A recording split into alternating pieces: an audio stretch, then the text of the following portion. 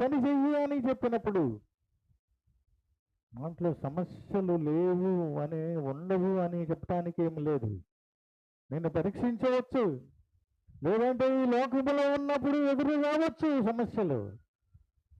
అయినప్పటికీ దేవుని తోడుతో నువ్వేం చేయాలి? దేవుడు చెప్పినటువంటి నిబంధనను మేరకుండా యాకోబు అలా చేశాడు. కానీ ప్రయాసపడుతూ ఉన్నాడు.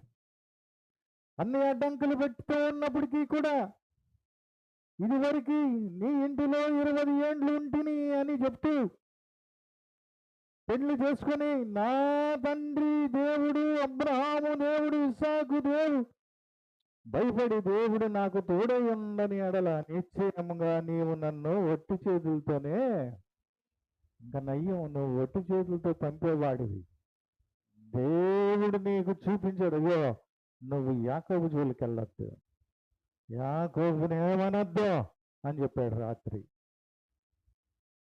చూసాడా, దేవుడు తన ఇష్టానుసారమైనటువంటి మనిషికి, ఇష్టానుసారమైనటువంటి జీవితం కలిగినటువంటి వారికి నీకేం చెప్పలా, నీకు చెప్పలా. ఎవరికి చెప్పాడు? నీ శత్రువుకి చెప్పాడు, నీ శత్రువుకి చెప్పాడు. ఇలా ప్రయాసం ఉంటుందండి జీవితం. మానవుని జీవితం ప్రయాసే. ఆ యాకోబు స్థానంలో నన్ను పెట్టుకున్నా ప్రయాస కలిగినటువంటి జీవితమే. ఇలా ప్రయాసపడాల్సిన అవసరం ఉంది. నాకే ఎందుకు ఇలా జరిగింది, ఇదే నాకే ఎందుకు ఈ కష్టం, దేవుణ్ణి నేను ధిక్కరించలేదు కదా, నాకే ఎందుకు ఈ కష్టం అని అనుకుంటున్నామా? అని అనుకునే పరిస్థితి ఉందా?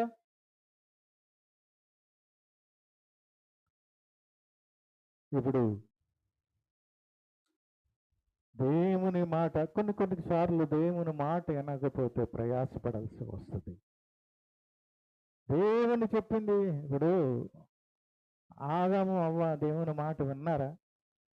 వినలేదు కనుకనే నువ్వు ప్రయాసతో నీవు బిడ్డలను కంటావు. చెప్పేశాడు, ప్రయాస, నీ జీవితం అంత ప్రయాసే. ఈరోజు నువ్వు కష్టించి పని చేయాలి కంటే నడువు వంచాలి, పొలంలో పని చేయాలి. ఆ రోజును పెట్టాడు, ఈ రోజును కూడా సాగుతూ ఉంది మనకి. అటువంటి ప్రయాసకరమైనటువంటి జీవితం. ఇద్దరు ముగ్గురు విషయాలు నేను